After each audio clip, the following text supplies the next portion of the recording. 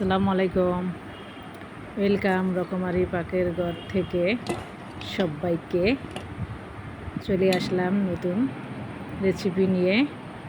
পটলের একটি রেসিপি, এটার নাম হলো পটল বাহার। যেমন নামটা সুন্দর তেমন খেতেও খুবই মজার হয়। পটলটাকে আমি প্রথমে ধুয়ে তারপর ছিলে নিয়েছি। তারপর পটলটার মাঝখান থেকে বরাবর কেচে একদম ভিতর থেকে এই পিঠ ও পিঠ থেকে এরকম করে কেটে নিয়েছি। তারপর লবণ মেখে রেখে দিলাম কিছুক্ষণ। তারপর চলে আসলাম পাকের ঘরে। প্যানে তেল দিয়ে পেঁয়াজ দিয়ে দিচ্ছি। দিয়ে এবার পেঁয়াজটা একটু ভেজে নেব।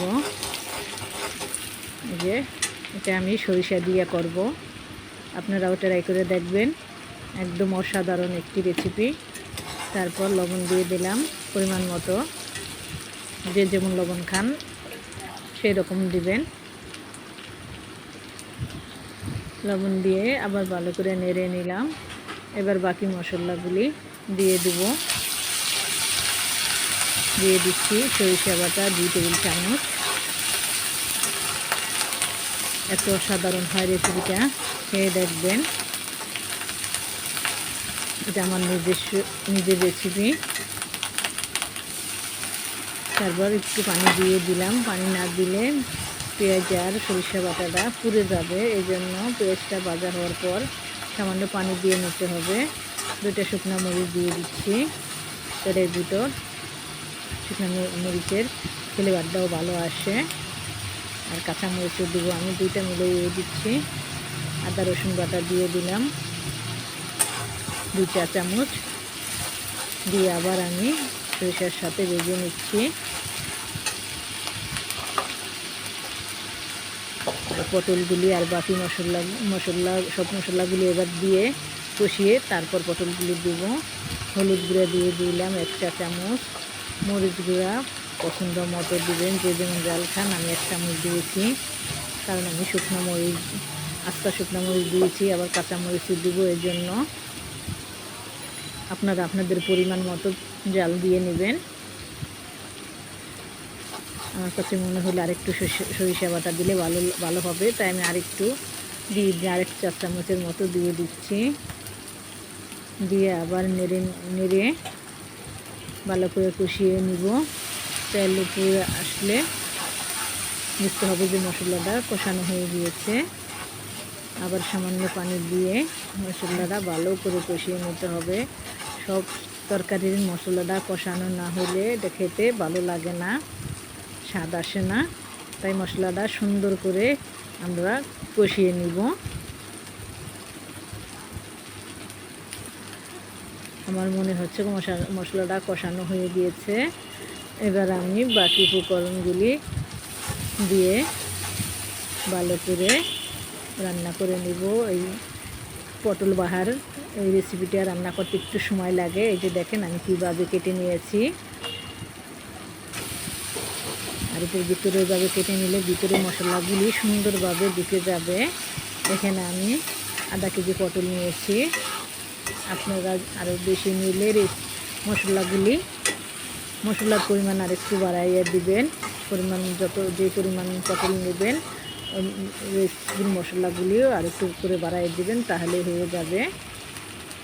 যে ভালো করে আমি পটলের সাথে মশলাগুলি যেন পটলের সাথে মিশে যায়, ভিতরে ঢুকে, এই জন্য ভালো করে কষিয়ে নিব। এটা একটু ডেকে রান্না করতে হয়, একটু সময় লাগে বেশি, কিন্তু খেতে অসাধারণ একদম। খেয়ে দেখবেন আপনারা।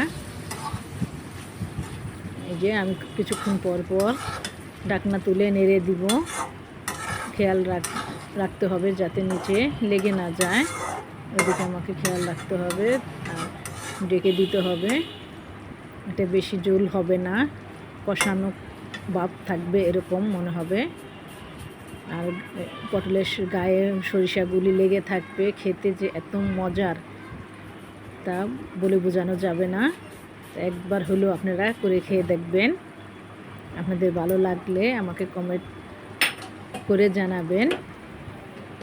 তারপর 2টি কাঁচামরিচ আমি দিয়ে দিচ্ছি, দিয়ে আবার ডেকে রাখবো। আপনারা যে যেখান থেকে আমার ভিডিওটি দেখছেন, আশা করি অনেক ভালো আছেন। আর সবাই ভালো থাকেন, সুস্থ থাকেন। আপনাদের জন্য অনেক অনেক দোয়া রইল। আমার জন্য দোয়া করবেন, আমার দোয়া করবেন যেন আমি আমার গন্তব্যে পৌঁছতে পারি। এই যে দেখেন, আপনাদের সাথে কথা বলতে বলতে আমার পটল বাহারটা পড়াই হয়ে আসতেছে। এই যে দেখেন, সামান্য একটু পানি দিবে এভাবে কষিয়ে কষাতেই ওই পটল হাফ সিদ্ধ হয়ে যাবে এইভাবেই। এই দেখেন, পটলের সাথে গায়ের সাথে সব মশলা ও সরিষা বাটাগুলো লেগে আছে কত সুন্দরভাবে। ওইটা দিয়েই মাখাইয়ে এক প্লেট ভাত চোখের পলকেই শেষ করে ফেলবেন সবাই। এটার সাথে আর কোনো কিছুই লাগবে না। আমার ভিডিওটি যদি আপনাদের ভালো লেগে থাকে, লাইক ফলো দিয়ে পাশে থাকবেন। আর আমার চ্যানেল প্লিজ সাবস্ক্রাইব করে নেবেন, তাহলে আরও আপনার বন্ধুবান্ধব এরা দেখার সুযোগ পাবে। এই যে দেখেন, আমি সামান্য একটু পানি দিয়ে দিলাম এবার, দিয়ে আবার ডেকে দিব। তার বেশিক্ষণ ডেকে রাখতে হবে না। তেল উপরে চলে আসছে, পটলটাও সিদ্ধ হয়ে গিয়েছে। আমি আধা চা চামচ জিরা গুঁড়া দিয়ে দিলাম। সব মশলাই মোটামুটি দিবেন অল্প অল্প করে, দেখবেন খেতে অনেক সুস্বাদু হবে। আর এটার থেকে গ্রানও আসবে। খুবই অসাধারণ একটি রেসিপি। দেখেন কালারটা কত সুন্দর আসছে, দেখেই মনে হচ্ছে যে মজার হবে। আর যে জিনিস দেখতে ভালো লাগে, চোখে সুন্দর লাগে, ওই জিনিস খেতেও মনে হয় ভালো হবে এরকম, তখন মনও ভরে যায়।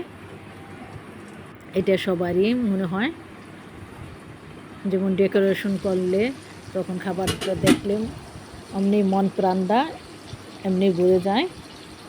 এই যে তেলটা উপরে চলে আসছে আর পটলটাও সিদ্ধ হয়ে গিয়েছে। নামানোর আগে আমি শুধু ধনেপাতা কুচি দিব, জিরা গুঁড়া দিয়ে দিচ্ছি। এই যে দেখেন, এরকমই থাকবে মাখা মাখা ঝোল। তাহলে এটা ভাতের সাথে মেখে খেতে খুবই টেস্টি হয়। আশা করি আমার রেসিপিটি আপনাদের ভালো লাগবে। ভালো লাগলে আমাকে আমার পেজটি লাইক ফলো করবেন আশা করি, আর পাশে থাকবেন। এই যে আমি এবার ধনেপাতা কুচি দিয়ে একটু নেড়ে নিব। এখন পটলগুলি সিদ্ধ হয়ে গিয়েছে, এই সময় একটু সাবধানে নাড়তে হবে যাতে ভেঙে না যায়। আর একদম পটলের ভিতরে মশলাগুলি কিন্তু সুন্দরভাবে ঢুকে গিয়েছে। আর লবণ আমি আগে পটলের সাথে মেখে রেখেছিলাম, এই জন্য লবণটা চেক করে দিবেন। সব তরকারি যত মজারই হোক, লবণ বেশি হয়ে গেলে কিন্তু খেতে ওই স্বাদের কোনো দামই থাকে না। আর স্বাদ দিয়ে আর কী হবে, ওটা তো খাওয়াই যাচ্ছে না, তাই আর কী করার আছে, তখন ওটাকে একটু জোল করে নিতে হবে। আমি এরকমই রাখবো, এই জন্য লবণ আগে মাখানো ছিল, এই জন্য চেক করে যেটুক লাগবে ওটুকুই দিয়েছিলাম। এই যে দেখেন, পটলগুলি একদম কমে গিয়েছে, অল্প হয়ে গিয়েছে। এই যে মাশাআল্লাহ। এবার আমি পছন্দ মতো বাটিতে তুলে নিব।